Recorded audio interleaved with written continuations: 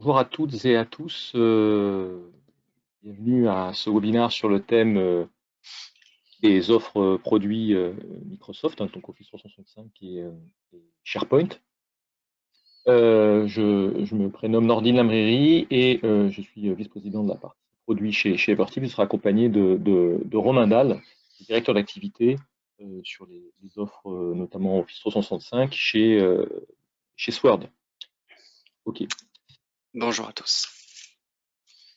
Nous allons débuter ce webinaire, mais juste auparavant, quelques points sur les aspects logistiques. Nous sommes sur un outil de webconférence, donc comme vous constatez, l'ensemble, pour des raisons de confort, l'ensemble des micros durant ce webinaire seront coupés. Vous aurez la possibilité de pouvoir poser vos questions durant le déroulement de ce webinaire via les outils qui sont mis à votre disposition par l'outil de webinaire, donc sur la droite de l'écran. N'hésitez pas à poser vos questions au cours de présentation lorsqu'elles vous viennent et nous ne manquerons pas d'y répondre à la fin de ce webinaire. On collectera l'ensemble des questions qui auront été posées et on vous traitera ces questions avec Romain dans l'ordre d'arrivée. Voilà. Donc on vous souhaite un bon webinaire. Juste auparavant, quelques mots sur le contexte, parce que l'offre Office 365 et Microsoft, de manière générale, est une offre extrêmement importante aujourd'hui sur le marché, notamment pour les grands comptes. La société Sword, représentée par Romain Dalle, a eu la gentillesse de nous rejoindre pour présenter ce contexte. Je vais laisser la parole à Romain pour nous exposer tout ça. Merci Noureddine. Oui, en effet, pour introduire l'ensemble de ce webinaire, nous voulions partager quelques éléments un petit peu de contexte. Alors, notamment sur finalement la place que prend Office 365 sur le marché dans un premier temps. On souhaite vous partager le résultat d'une étude Gartner réalisée sur 3 itérations distinctes, donc janvier 2016, juillet 2017 et janvier 2019. Ce que l'on peut remarquer, c'est que sur chacun des panels de répondants, la part de répondants indiquant qu'ils ont choisi Office 365 comme solution de productivité, cette part est grandissante. On voit par exemple en janvier 2016, 54% des répondants. En juillet 2017, ça augmente encore. Alors voilà, ça s'affiche. Donc on passe à 61% et en janvier 2019, c'est encore plus important, à 78%. L'enseignement que l'on peut en tirer, c'est que Office 365, alors que ce soit finalement, on se rend compte au travers de nos différents clients, que ce soit pour les moyennes entreprises que pour les grandes entreprises ou les entreprises internationales, Office 365 est reconnu comme une solution pertinente pour couvrir les différents cas d'usage de productivité contemporaine, c'est-à-dire donc la solution collaborative, le partage de contenu sous différentes formes. Voilà, Office 365 est reconnu réellement comme un acteur aujourd'hui, au-delà de ces solutions on-premise qui existent encore, mais désormais avec sa solution cloud, c'est une plateforme qui est de plus en plus utilisée. Et pour rebondir sur ce point, on se rend compte à titre de contexte que finalement, il n'a jamais été plus facile, entre guillemets, aujourd'hui. On va passer à la slide suivante. En tout cas, je la vois. Voilà. On se rend compte que pour une entreprise utilisant Office 365 en particulier, les facilités pour créer et partager de l'information sont vraiment décuplées. Alors, ça peut être des messages, ça peut être de la vidéo, ça peut être de la conversation instantanée, ça peut être également des emails, bien entendu. Et donc, ça crée un volume d'informations qui est toujours croissant. Je pense que vous en conviendrez. Dans tout ce volume d'informations, eh bien, il y a des informations qui sont peut-être plus critiques que d'autres, et certainement, bien entendu. Et cette criticité, quand on accompagne nos clients sur cette question, on adresse 2 créneaux, 2 axes. C'est quelle est la nature de l'information et quelle est sa destination. Et au final, on peut très bien avoir de l'information qui est pour moi-même et non diffusée à l'externe, et pour autant, c'est de l'information importante parce que, ou en tout cas qu'il ne faut pas, on va dire, laisser traîner sur l'environnement. Typiquement, ça peut être de la donnée GDPR, ça peut être de la donnée financière, etc., etc. Et inversement, on a des informations qu'on doit communiquer à l'extérieur. Et on veut s'assurer que cette information, elle a peut-être évolué dans le temps et on veut s'assurer que finalement les données qui ne sont plus à jour ne soient pas disponibles pour être communiquées à l'extérieur. Donc voilà, on a tout un ensemble de, de données qui ont des valeurs entre guillemets ou des poids de criticité différents. Et pour répondre à cela, pour répondre à ces différentes questions de conformité, est-ce que mes informations, elles sont elles sont sous leur bonne version et communiquées aux bonnes personnes, eh bien, il y a un ensemble de stratégies qu'il faut mettre en place, donc des stratégies de gestion de la conformité. Alors, maintenant qu'on a dit cela, entre guillemets, le petit problème, c'est que bon, vous avez peut-être du SharePoint on-premise et ou de l'Office 365, mais vous avez aussi certainement encore des contenus sur des serveurs de fichiers. Et vous avez aussi, par exemple sur SAP ou toute autre application métier, vous avez d'autres documents. Donc, il serait plus intéressant, je pense que vous en conviendrez, de pouvoir mettre en place des stratégies cohérentes et homogènes vis-à-vis de ces différentes sources de données, puisqu'au final, on peut avoir le même genre d'informations. Et donc, il faut y répondre de la même manière. Donc, il faudrait éviter de devoir finalement répéter un ensemble d'outils ou de mécanismes selon la source de données ciblée. Alors, concernant Office 365, donc on va pouvoir passer à la page suivante. Concernant Office 365, eh bien, ce que l'on recommande en premier lieu, bien entendu, c'est de tirer profit des capacités natives proposées par Microsoft dans la suite Microsoft 365 pour gérer justement cette protection et cette conformité des données, qu'elles soient en transit, c'est-à-dire on la communique à quelqu'un, ou au repos. Elle est stockée et elle attend d'être consultée ou modifiée ou autre.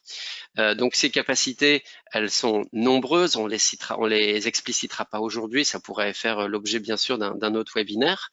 On parle de rétention, on parle de data loss prevention, de recherche de contenu en interne, d'e-discovery, donc de la recherche à des fins juridiques, également de, entre guillemets, de la supervision de communication ou de barrières d'information. Voilà, je rentrerai pas aujourd'hui dans le détail, mais on a vraiment un ensemble de capacités vraiment natives fournies avec votre licence Microsoft 365 qu'il est intéressant d'appliquer d'ores et déjà pour votre environnement Microsoft 365.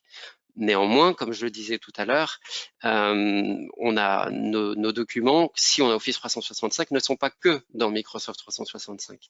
On en a ailleurs. Donc, ce que l'on recommande en deuxième ligne, et autant que possible, c'est de pouvoir justement se doter d'une solution qui permettra justement cette transversalité des stratégies. Et donc, alors que ce soit en bottom-up d'Office 35 vers Everteam par exemple, ou à l'inverse, pardon, d'Everteam vers Office 365, c'est justement de mettre en place ces stratégies donc sur un socle transverse et ce socle permettra de piloter justement ces stratégies sur les différentes sources de données qui sont présentes dans votre organisation et aussi Office 365. Donc c'est l'objet justement de ce webinaire, de découvrir ce que l'on peut faire avec ce connecteur Office 365 pour Everteam. Et donc je te laisse la parole, Noureddine, pour nous en présenter davantage. Merci beaucoup Romain pour cette introduction et la présentation du contexte, très éclairant pour bien comprendre un petit peu l'état des lieux aujourd'hui et les raisons pour lesquelles notamment un acteur comme Everteam s'est fortement mobilisé et positionné sur ce marché. L'objectif finalement de ce webinaire sur la partie solution, c'est d'essayer de contextualiser un peu le constat et les éléments de contexte qui ont été présentés par Romain en les présentant dans un cadre qui est le cadre Everteam avec les solutions et technologies proposées par Everteam. Le positionnement d'Everteam, historiquement, c'est d'être un acteur de la gestion de compte d'une entreprise. Depuis maintenant 3-4 ans, Everteam a fait évoluer son positionnement en se concentrant beaucoup plus sur toutes les thématiques autour de la gouvernance de l'information.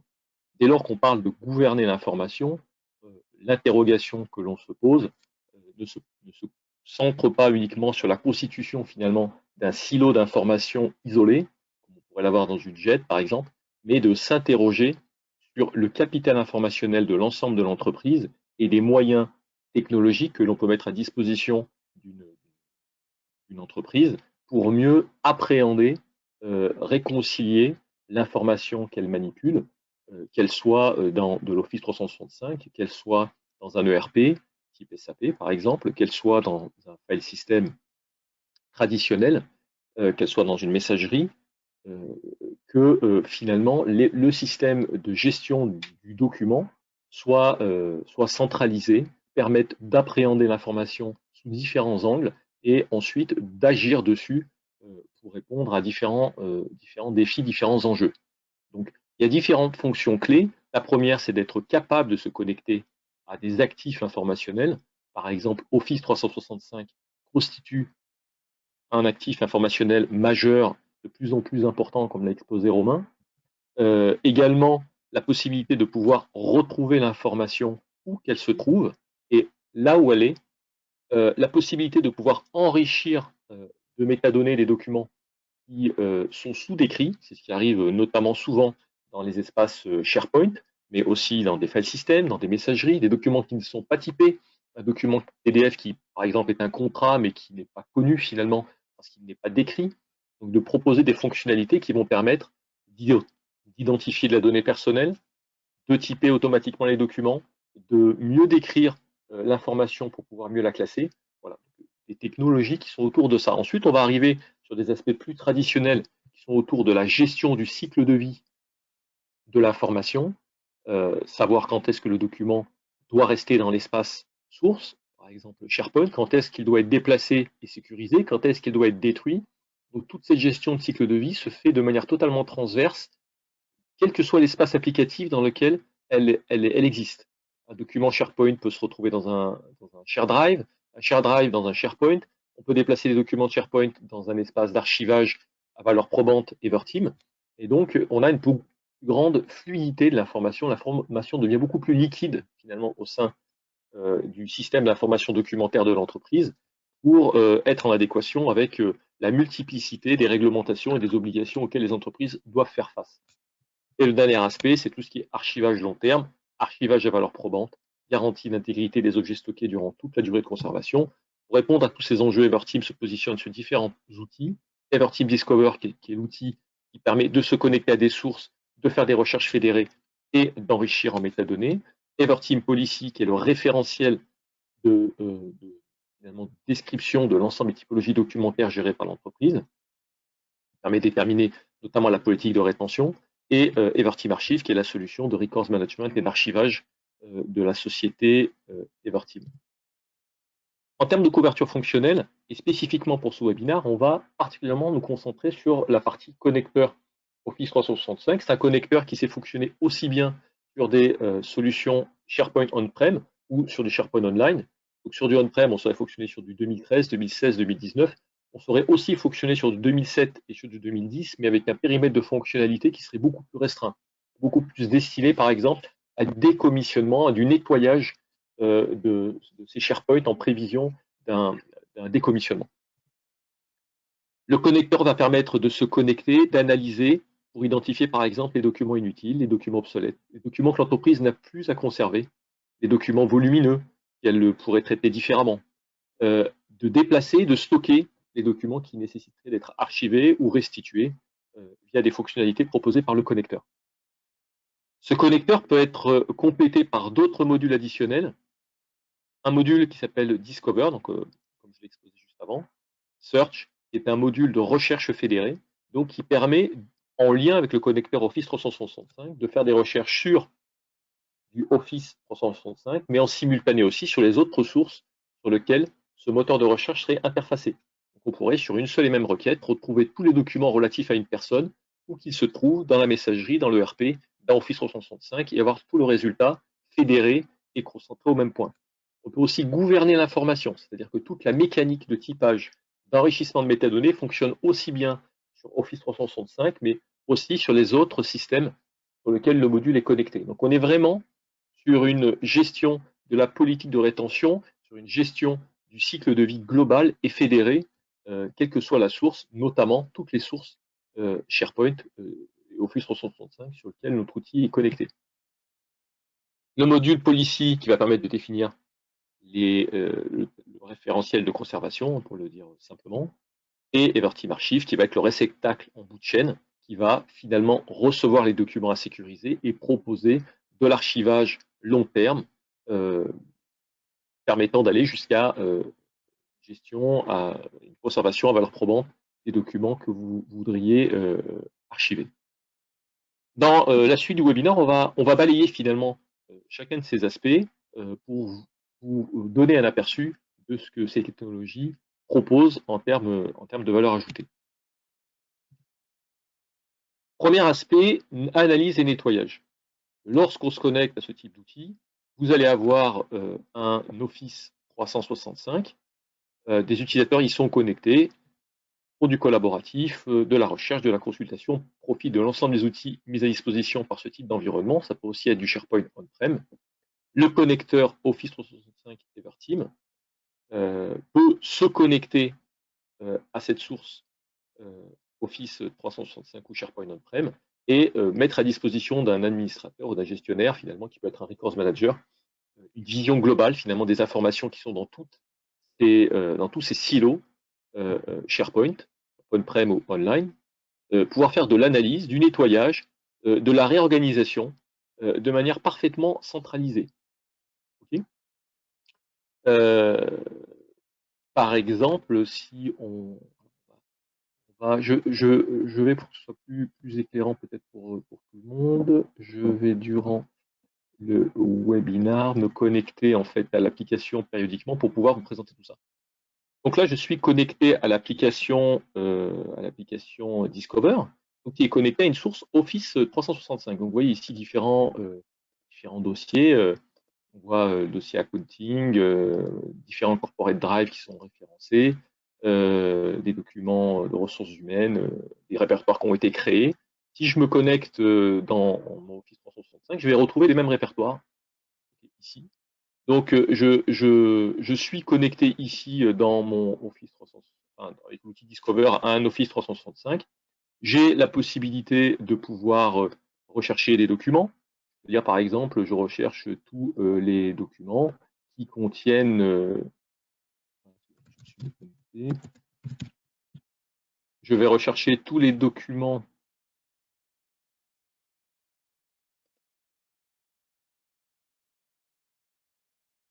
qui contiennent... alors, je reviens, hop, voilà. Tous les documents qui contiennent dans le nom du fichier le mot contrat. Okay. Je lance ma recherche. Le système va rechercher les documents en question et va tout de suite me dire où il les a trouvés. Donc, je vais tout de suite savoir dans quel répertoire il y a des documents de cette nature. Je vais pouvoir sélectionner un ou plusieurs de ces documents et, en fonction des droits, pouvoir par exemple les déplacer. Dire ces documents de contrat, ils devraient tous être au même endroit. Et donc, je peux revenir ici, sélectionner à quel endroit exactement j'aimerais les positionner. Donc là, il me présente même d'autres sites SharePoint en fonction des droits que j'ai. Et je pourrais dire, j'aimerais les mettre ici, dans Accounting, dans la partie Lotus France. Et ensuite, dans la partie Lotus France, j'aimerais les mettre dans la partie Contrat de service. Je sélectionne cette partie, je clique, et en faisant cette opération, l'action va être enregistrée, va aller ensuite au sein de l'Office 365, récupérer de manière unitaire chacun des éléments et tous les repositionner au bon endroit. De la même manière, j'aurais pu faire d'autres actions. J'aurais pu les exporter, j'aurais pu en faire une copie, j'aurais pu les supprimer en fonction des possibilités et des droits dont je dispose.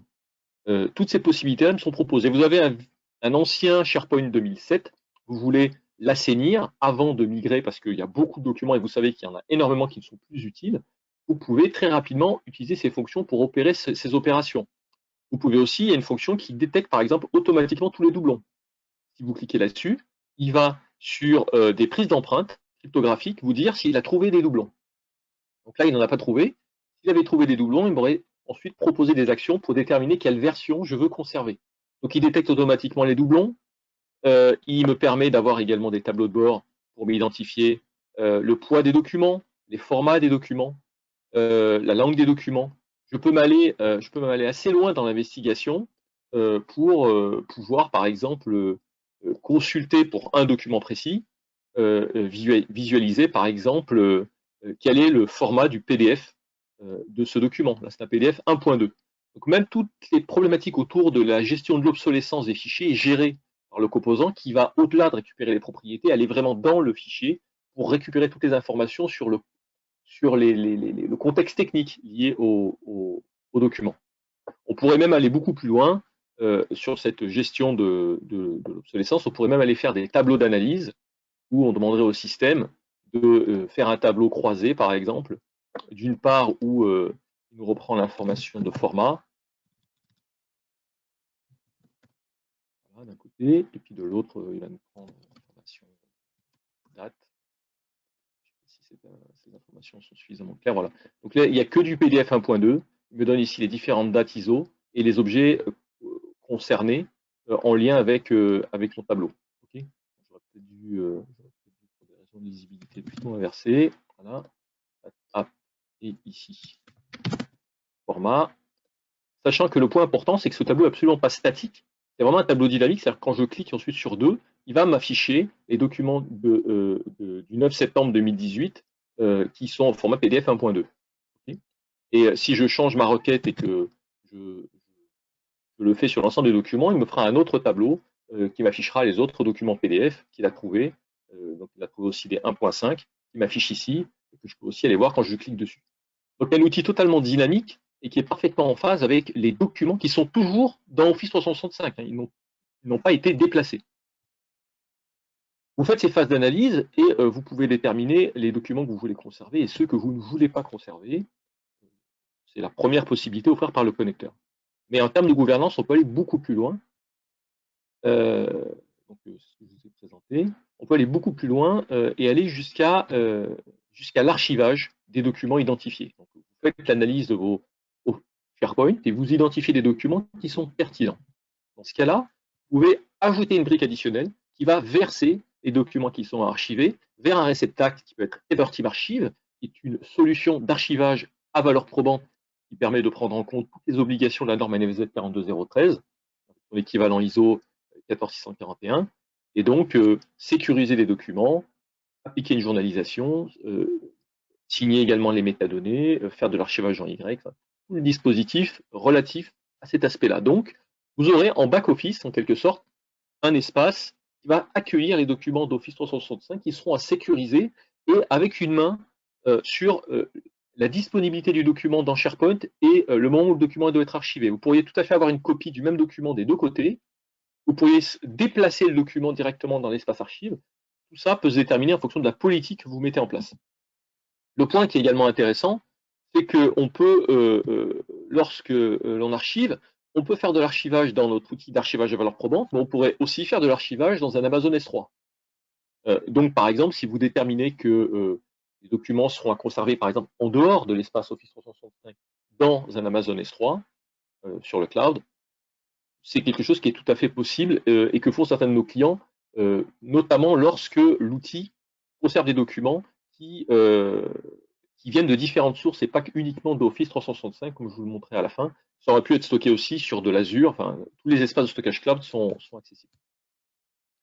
Lorsque vous archivez, le système renvoie ensuite des acquittements, c'est-à-dire que le connecteur est au courant que l'archivage dans le système d'archivage à valeur probante est bien déroulé, tout ça bien entendu est tracé, et un verrouillage va être appliqué directement dans Office 365 pour déterminer que le document est devenu un record.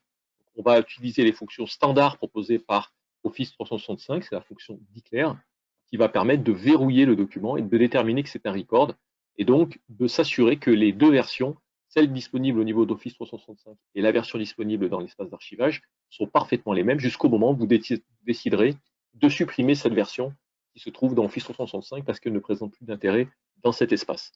Donc, une fluidité et une garantie de sécurité sur la mécanique de versement qui ne nécessitera plus aucun développement spécifique. Vous pourrez, de manière parfaitement intelligente, basée sur les cycles de vie qui auront été déterminés, faire bouger de manière égrenée les documents des Office 365 vers un espace d'archivage sécurisé ou vers une action de suppression, tout ça piloté par un connecteur qui, lui, permet de véritablement gouverner l'information. On l'évoquera un petit peu après. Donc là, on va analyser un contenu Office 365 et on va identifier les candidats à l'archivage. On va être capable ensuite de pouvoir archiver des contenus. Et lorsque l'on va archiver, on va déterminer des informations qui sont très importantes comme le service versant, qui va être déduit par exemple de la document library qui a été analysée. C'est une valeur par défaut. On peut déduire aussi des informations en lien avec les typologies. On peut le faire soit en s'appuyant sur les retention labels qui sont dans Office 365. Elle peut être déduite par machine learning via la solution Everteam. Je vous montrerai un petit peu après. Soit déduite de métadonnées portées par les documents qui sont dans SharePoint directement. Il peut y avoir une métadonnée qui est saisie. On se rend compte que c'est de plus en plus rare, mais c'est quelque chose qui est possible. Et on sera capable de déterminer tout ça. On pourra calculer la date d'élimination prévue. On connaîtra pour chaque type de document la durée de conservation qui sera gérée dans notre référentiel de conservation que je vais vous présenter. Et ensuite, on sera capable de gérer ce cycle de vie, de calculer la date d'élimination et les informations clés pour suivre et maîtriser le cycle de vie des documents. Lorsque les documents sont archivés, il y a un mécanisme d'acquittement qui est pris en compte au niveau de l'application connecteur Everteam, qui ensuite se répercutera directement sur les documents qui sont dans SharePoint avec un mécanisme de lock. On va déclarer que ces documents sont devenus des records. Les documents sont ensuite archivés dans le système avec un outil d'archivage dédié qui appliquera toutes les règles que l'on connaît classiquement sur l'archivage à valeur probatoire, avec tout un ensemble d'options qui seront mis en œuvre. Les documents qui seront apportés dans notre système d'archivage seront tous signés. Il y aura un mécanisme de traçage des actions. L'ensemble des actions seront journalisées. On sera capable de faire ce qu'on appelle de l'archivage en Y, une recommandation, une obligation de la norme NFZ 42013. On sera capable également de prendre en compte toutes les notions dites de réversibilité. Si votre Office 365 n'est plus accessible, si même l'application d'archivage ne fonctionne plus, si le connecteur Everteam ne marche plus également, dans l'espace de stockage dans lequel vous aurez déposé les documents, l'ensemble des informations de vos documents seront disponibles, les fichiers, les traces, les signatures, les métadonnées métiers, tout sera stocké directement sur les espaces disques, qui permet d'apporter une grande sécurité sur l'accès et la garantie de réversibilité de vos documents. Le système inclut également une PKI pour tout ce qui est signature électronique. On va signer les fichiers, les métadonnées, les traces et les journaux pour une garantie d'intégrité de l'ensemble des éléments pris en charge par notre brique d'archivage. Donc véritablement une forte valeur ajoutée derrière, avec vraiment une brique d'archivage dédiée à l'état de l'art, ce qui est attendu par le marché, qui est complètement interfacée avec, de manière parfaitement naturelle avec l'offre SharePoint on-premise ou online. En termes de fonctionnalité, alors qu'est-ce que fonction clé que je peux vous illustrer si on retourne dans l'application? Je suis ici dans Office 365 finalement au travers du connecteur. Si je sélectionne ici par exemple ce dossier dans lequel il y a 5 documents, je les retrouve ici. Ici je vais dans Office 365 ici dans ce fameux dossier, je vais retrouver ces 3 documents et je vais constater que ce document-là par exemple qui est considéré comme un record, je l'ai déjà verrouillé. Si je voulais par exemple le supprimer, on va me dire que c'est pas possible. Le document ne peut pas être supprimé parce qu'il est déclaré comme un record. Okay, celui-ci pourrait tout à fait être supprimé. Si je demande à ce qu'on supprime, il va me demander de confirmer la suppression. Si je devais venir ici pour le verrouiller et définir que ça devient un record, l'action a été réalisée à partir du connecteur. Et si je vais ensuite dans Office 365, je retourne dans cet espace, je vais constater que le document maintenant a été verrouillé. Et si je veux le supprimer, si je veux le supprimer, cette fois-ci, ce ne sera plus possible. Okay, donc, la mécanique que je vous montre là de manière manuelle, bien évidemment, tout ça peut être réalisé de manière parfaitement automatique. Donc, on peut enregistrer ici une requête. Imaginons, je recherche tous les documents qui se trouvent dans ce répertoire. J'ai tous les documents qui sont déposés dans ce dossier, doivent impérativement être verrouillés. Okay, parce que c'est des records, c'est des versions finales, c'est des documents importants.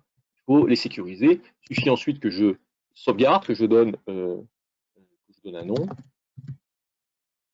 donc je veux, que j'applique une action en cascade, que je vais appeler par exemple archiver. Voilà, c'est l'action d'archivage. Lorsque je fais l'action d'archiver, je peux déterminer la périodicité d'exécution de cet archivage. C'est-à-dire, on récupère et on ramasse finalement les documents archivés toutes les heures. Et je peux ensuite, derrière, réaliser d'autres actions, sélectionner ce qu'on appelle le Preservation Store, qui est finalement l'espace de stockage. Par défaut, ce sera l'application Everteam Archive, mais ça pourrait être un autre outil d'archivage éventuellement que retiendrait ou qu'aurait déjà un de nos clients.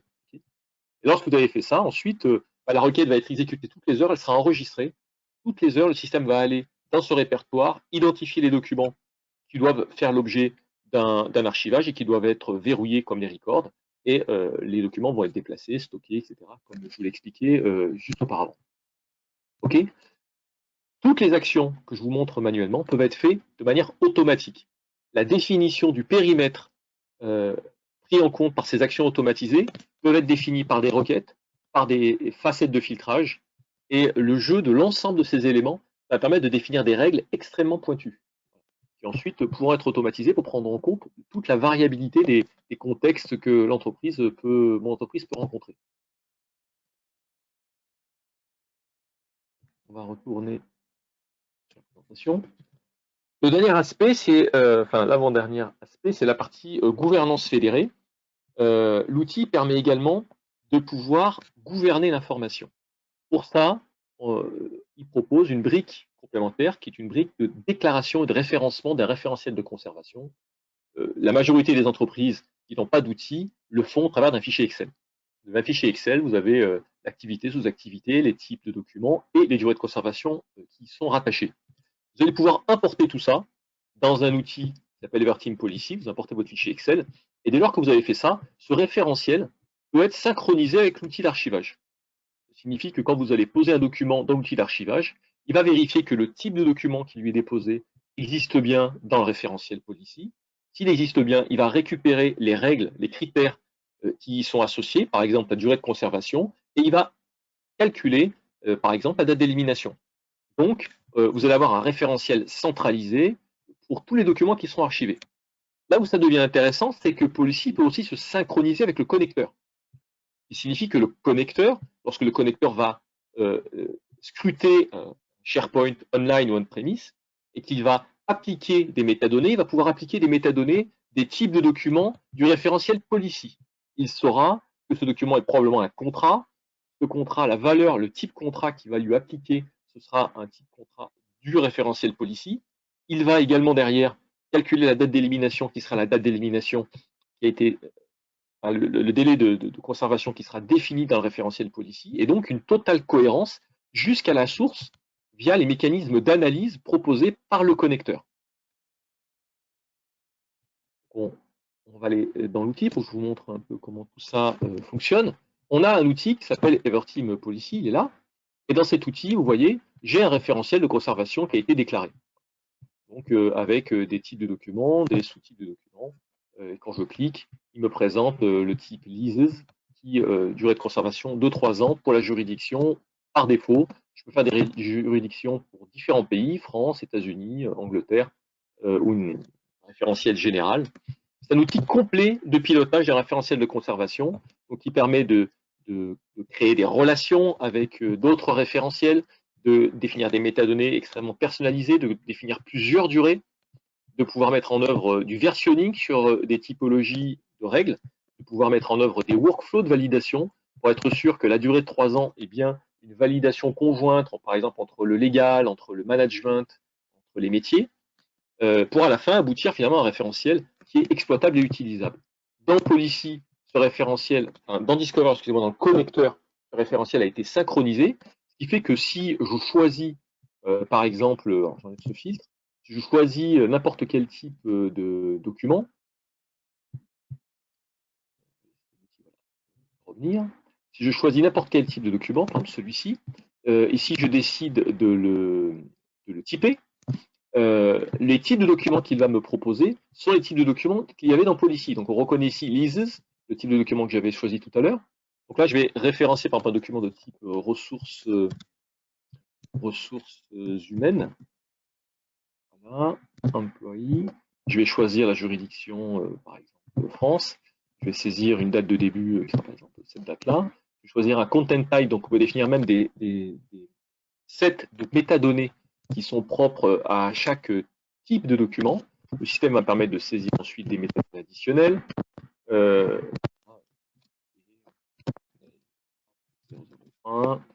peux dire ici, c'est un contrat de type CDI. Je valide.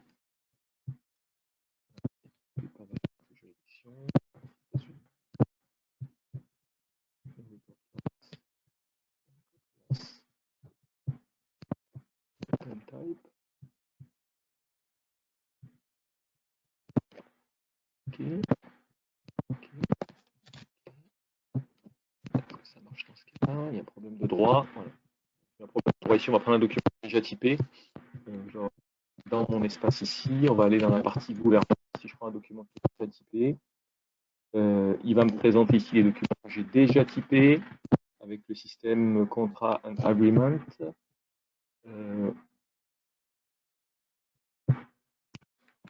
Voilà, humaine, c'est ce que j'ai fait tout à l'heure.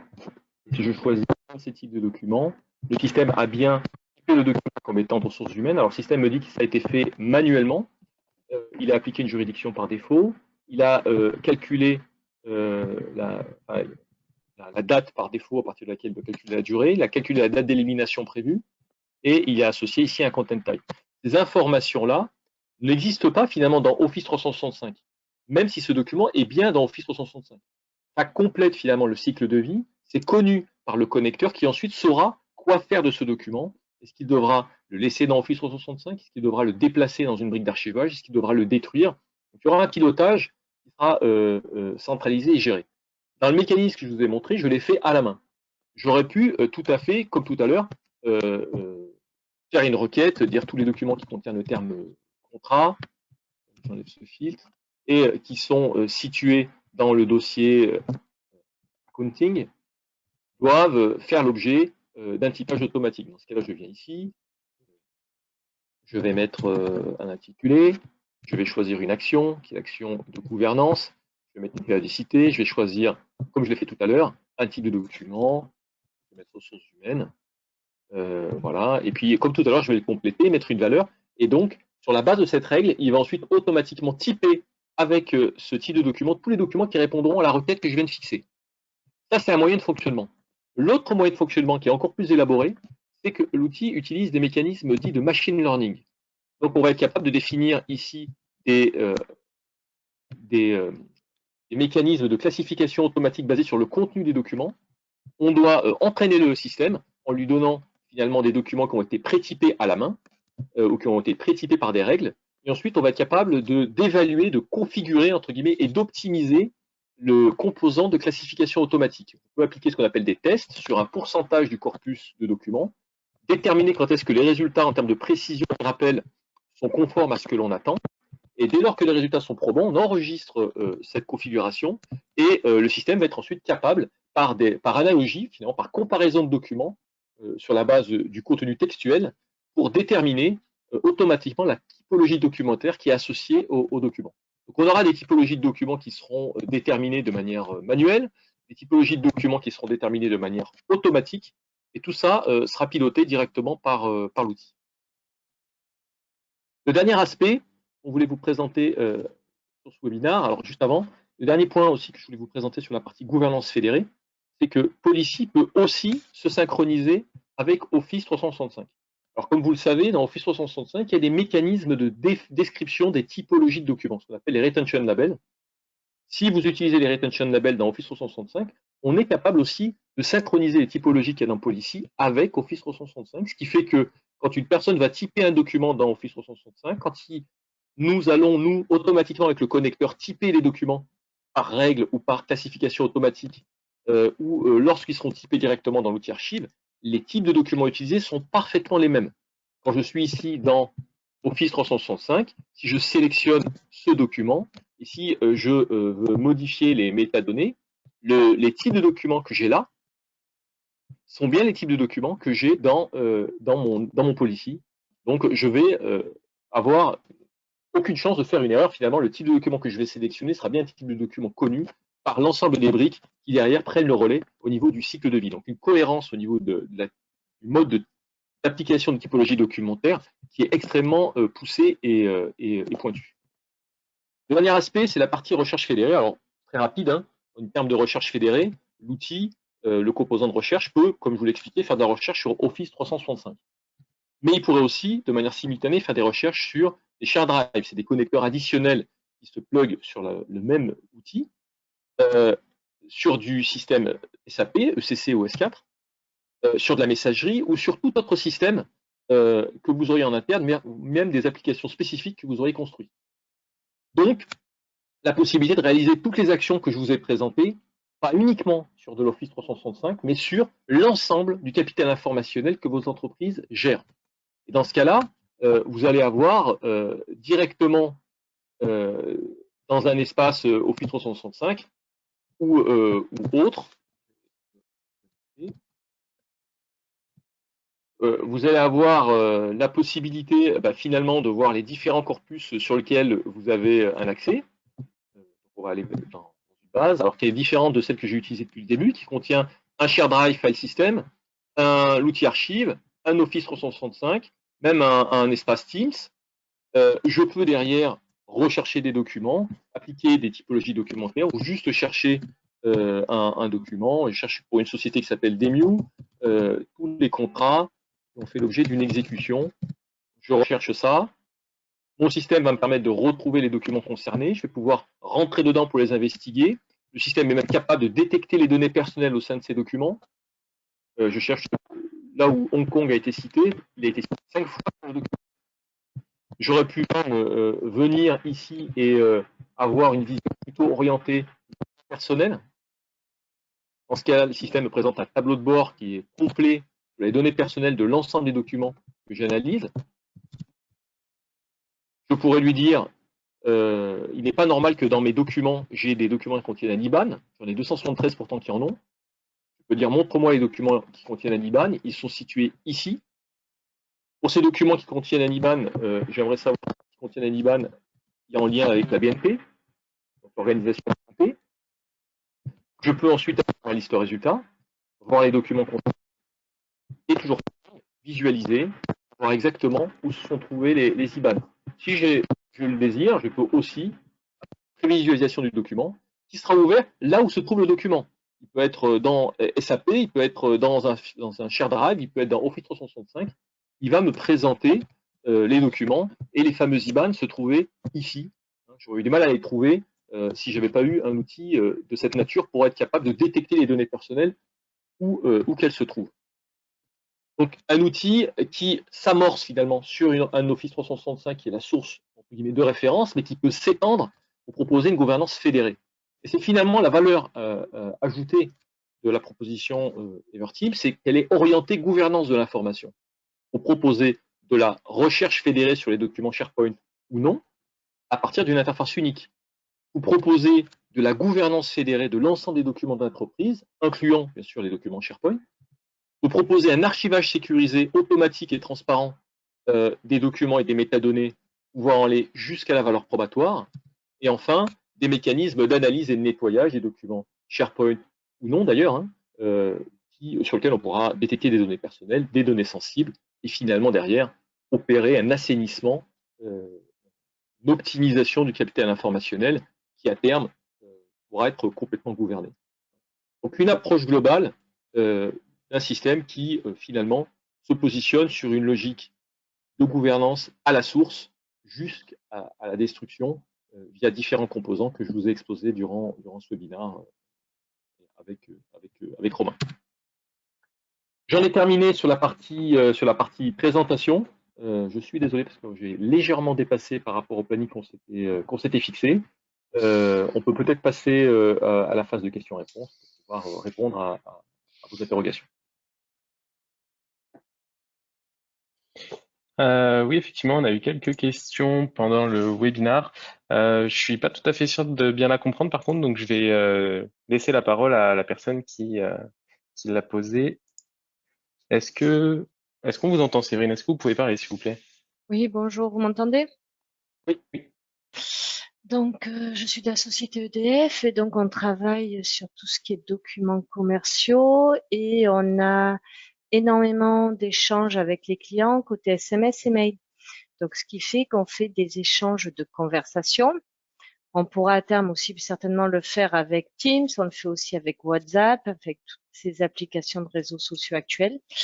Et du coup, derrière, on doit concaténer ces conversations pour les transformer en documents. Et je voulais savoir si Everteam gère ça dans sa phase d'archives, de GED et derrière dans sa phase de stockage archives pérennes, ce style de document. Tout à fait, tout à fait. Alors, il y aurait sur certaines sources, alors on le fait nativement sur tout ce qui est source Exchange déjà, tout ce qui est messagerie. Mhm. On sait le faire aussi sur d'autres types de sources, type réseaux sociaux, hein. Donc, on l'a déjà fait sur des outils de type réseaux sociaux, sur des Twitter, sur des outils de cette nature. Donc, sur WhatsApp, il faudrait vérifier, c'est le seul point sur lequel je ne sais pas vous donner une réponse, vérifier si les API performantes sont mises à disposition par cette solution pour permettre à des éditeurs tiers de pouvoir analyser les messages. Et si c'est le cas, comme je vous l'ai expliqué, on est capable de proposer des connecteurs custom, des connecteurs personnalisés pour pouvoir se connecter à n'importe quelle source. Et dès lors qu'on y est connecté, ensuite, toutes les actions que je vous ai exposées sont possibles. Déplacer, supprimer, analyser le contenu en détail, extraction du texte en vue de réaliser des actions dessus. D'accord. Donc on fait pas autant de documents que d'échanges de conversations. Alors, on peut faire autant de documents que l'échange de conversation, ou on peut faire une concaténation, c'est-à-dire euh, on peut récupérer un ensemble de conversations qui correspondraient à un fil d'échange, par exemple, pour automatiquement les agréger. C'est ce qu'on fait, par exemple, avec les emails. Avec Oui, les oui, non, emails, mais c'est le but. voilà. Merci beaucoup. Ok, prochaine question. Pour l'archivage à long terme, prévoyez-vous la migration des données? Euh, la migration des données, il faudrait préciser le point, mais je vais le développer. Par migration de données, ce que l'on fait aujourd'hui, c'est qu'on est capable, bien entendu, de récupérer les métadonnées des documents qui sont dans les espaces que l'on scrute. On est aussi capable de récupérer les données lorsqu'il s'agit de systèmes qui ne gèrent pas de fichiers. Par exemple, on est capable de récupérer des données qui nous sont fournies dans des fichiers JSON, XML ou CSV. On est capable aussi de se connecter à des sources de données type base de données. Et on va être capable de scruter ces sources. On va être capable d'importer les données. Et on va même être capable de reproduire le modèle de données dans notre application. C'est-à-dire qu'on n'aura pas le même niveau de fonctionnalité que proposer l'application source, mais on va être capable d'avoir la table maître, de voir les enregistrements liés, de pouvoir rebondir sur ces enregistrements. Et la force de l'outil, c'est que comme on s'appuie sur une base de données NoSQL, il n'y a pas besoin de faire une configuration lourde pour reproduire le modèle de données qu'avait l'application source. On peut même créer ce qu'on appelle des collections, qui sont donc finalement des sources de données complètement physiquement cloisonnées par source de données que l'on récupérerait. Donc, oui, l'outil est parfaitement adapté pour ce type d'approche. Si vous êtes dans une logique d'archivage, on peut même prendre un ensemble de données, par exemple 10 millions de lignes, que l'on va stocker comme un seul objet dans notre application d'archivage, un peu comme un carton d'archives papier, hein. On prend l'objet, on le stocke et on le sécurise. Et lorsque on vous demande de le consulter, enfin, d'y avoir un accès, on va être capable, avec notre outil Discover Search, d'ouvrir ce fichier, de le lire, de représenter toutes les données en lecture, le temps de l'accès. Et ensuite, lorsque c'est terminé, vous pourrez supprimer ces données. C'est une mécanique finalement automatisée de remise en ligne qui permet de minimiser finalement l'espace occupé par des données qui sont assez peu consultées et en même temps d'en offrir un niveau de sécurisation maximal. Est-ce qu'il y a des bordereaux d'élimination à valider par une autorité de l'entreprise avant les éliminations automatiques? Tout à fait. Tout à fait. Tout à fait. Alors, techniquement, on pourrait ne pas le faire, hein. Mais la pratique archivistique classiquement opérée, c'est qu'il y a systématiquement une validation qui est effectuée. Euh, Elle peut être opérée soit de manière vraiment égrenée sur chacun des objets, soit elle peut être opérée par chrono d'élimination. Un chrono qui contiendrait un ensemble de documents éliminés. La personne qui valide l'élimination peut effectuer un échantillonnage pour vérifier certains éléments. Et lorsqu'elle le désire, elle peut retirer des documents aussi d'élimination, elle peut prolonger des durées et elle peut acter de l'élimination. Cette action-là est dans l'objet d'une trace qui est ensuite journalisée dans l'outil d'archivage. C'est d'ailleurs un élément sur lequel la norme NFZ 42013 version 2020 insiste particulièrement. Autre question, est-ce que l'ensemble des outils présentés pourraient fonctionner avec en bout de chaîne un autre système d'archivage électronique que celui d'Everteam? Tout à fait, tout à fait, tout à fait. Je l'ai montré d'ailleurs pendant la présentation, on peut déterminer ce qu'on appelle le preservation store, c'est finalement le système d'archivage sous-jacent, qui peut être, qui pourrait être un simple espace de stockage cloud ou interne, qui pourrait être un produit concurrent. Voilà. Derrière, le système dispose de connecteurs entre guillemets de stockage qui communiquent avec le système sous-jacent. Donc, ça peut tout à fait fonctionner avec une autre brique. Ok, très bien. Et dernière question, je vais laisser la parole à la personne qui l'a posée. Laure, est-ce que vous pouvez parler, s'il vous plaît? Oui, vous m'entendez? C'est bon, on vous entend. Bonjour, Laure Campourcy, l'appareil. Je posais la question de savoir si, par rapport à la présentation, vous avez parlé qu'on pouvait travailler sur des documents de SAP. Et je voulais savoir si, pour travailler sur des documents de SAP, par exemple, on était obligé d'avoir les deux connecteurs Office 365 et le connecteur SAP, ou est-ce que le fait d'avoir le connecteur Office 365 suffisait à pouvoir gérer les deux types de documents? Enfin, les deux sources, je veux dire. Non, non, il y a un connecteur dédié pour. Une personne pourrait prendre le connecteur SAP seul, sans Office D'accord, 365, Office 365 sans SAP. On a volontairement complètement découpé commercialement chacun de ces connecteurs pour laisser la d'accord, liberté à nos clients de n'acquérir que les connecteurs dont ils ont vraiment besoin. d'accord, ok. Une dernière question qui est sur la volumétrie que peuvent supporter les systèmes. Alors sur les volumétries, le système, tout le système des connecteurs Office 365, la partie Discover, a été construite sur une architecture Big Data, microservices. Elle est parfaitement adaptée pour gérer de très très grosses volumétries. Elle est parfaitement scalable sur l'ensemble des services proposés. Elle propose des Open API REST. Elle est vraiment à l'état de l'art aujourd'hui de ce qui se fait d'un point de vue technologique. Donc, on a fait des benchmarks sur des milliards d'objets. Euh, le niveau de gestion de la charge de la solution est parfaitement linéaire entre l'architecture à mettre en place et finalement la volumétrie. Donc il n'y a pas réellement de limite, hein. Dans les cas qu'on a rencontrés, ça fonctionne même sur des très grosses volumétries avec des milliards d'éléments. Parce que très modestement, les briques sous-jacentes qu'on utilise sont des briques qui sont destinées spécifiquement à des contextes de grosse volumétrie.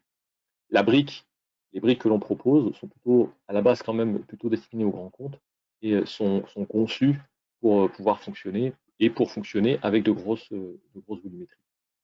La contrepartie, bien évidemment, c'est que derrière, en termes d'architecture, ça nécessite une scalabilité horizontale, hein, à mettre en œuvre. Donc, il y a un certain nombre de ressources à prévoir quand même pour que chaque microservice puisse traiter l'information au regard des volumétries chaque cluster de microservices aura assumé.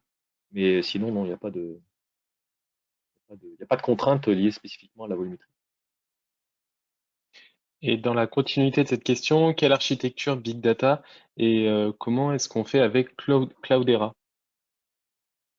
Alors nous, notre offre est pas spécifiquement liée à un stack Big Data particulier, on intègre certaines briques, par contre, qui peuvent faire partie de certaines stacks Big Data qu'utilisent nos clients. La technologie qu'on utilise, nous, est basée sur du Solar Cloud, sur des fils de messages Kafka, sur du Keycloak, enfin sur des composants finalement assez connus sur le marché autour des plateformes Big Data. Donc il faudra juste, en général, quand des clients ont déjà fait l'acquisition de stack open source dédiés, de s'assurer qu'il y a un alignement au niveau des versions de composants. Mais sinon, il n'y a pas de problème si on veut utiliser des stacks déjà utilisés ou acquis par nos clients.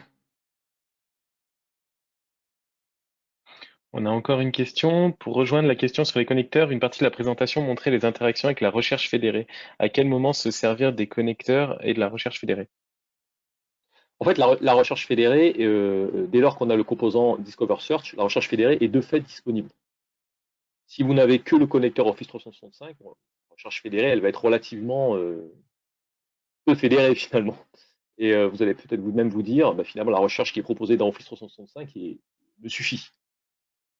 Si demain vous faites la recherche dans Office 365 et vous indexez aussi, vous avez pris la brique d'archivage Everteam ou une autre, là tout de suite ça devient intéressant parce que vous recherchez les documents archivés et les documents dans Office 365. Ensuite, tous les autres connecteurs que vous allez mettre en place, vous allez acquérir les connecteurs, mais il n'y aura pas d'impact particulier sur la partie moteur de recherche. Il y aura juste à déterminer les droits, qui a accès à quoi, et ensuite vous lancez votre recherche et vous avez finalement une recherche fédérée sur toutes les sources qui ont été déclarées. Le point important, c'est que vous pourriez acquérir la brique au connecteur Office 365 sans la brique de recherche fédérée, parce que vous n'êtes pas intéressé par la recherche fédérée, vous êtes intéressé par l'archivage de documents dans une brique d'archivage. Dans ce cas-là, c'est juste un records manager ou un administrateur fonctionnel qui irait dans la partie connecteur pour monitorer, configurer cette partie. Si vous vous dites non, je veux plus que ça, je voudrais aussi que mes utilisateurs puissent rechercher de manière fédérée comme un moteur de recherche transverse sur l'ensemble des documents que je déclare via mes connecteurs, dans ce cas-là, la brique Discover Search devient pertinente. Là encore, c'est volontaire au niveau du découpage commercial pour répondre à la fois aux clients qui ne veulent que verser, des clients qui veulent rechercher, des clients qui veulent faire les deux.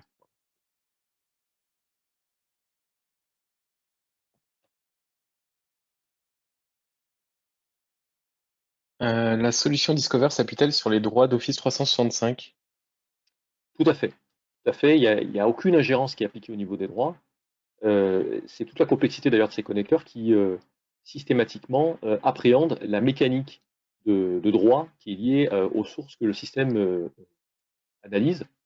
Il est même possible, en complément, d'appliquer des filtres additionnels, des exclusions complémentaires qui seraient basées sur des critères a priori que vous auriez définis au moment de l'indexation. Vous pourriez dire que les documents qui ne sont pas au format Office ne sont pas retrouvés à partir de l'outil. Vous pourriez appliquer un filtre additionnel pour dire que les documents de ce répertoire ne sont pas visibles par ce collaborateur, même si depuis Office 365 il y a un accès. Donc à la base, c'est d'être aligné sur les droits, et ensuite on peut rajouter des exclusions additionnelles. Bien, écoute, je crois qu'on arrive sur la fin des questions. Très bien. Écoutez, je vous remercie toutes et tous d'avoir participé à ce webinaire. J'adresse une nouvelle fois mes remerciements à la société Sword et en particulier à Romain Dalle de m'avoir rejoint pour animer brillamment ce webinaire. On va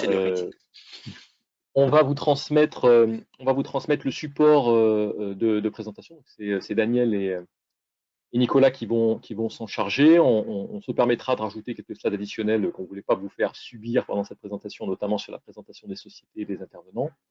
Et on vous souhaite le meilleur confinement possible et à bientôt peut-être sur de nouveaux webinaires ou physiquement après le déconfinement. Bonne journée à tous et à bientôt. Bonne journée à tous et merci encore.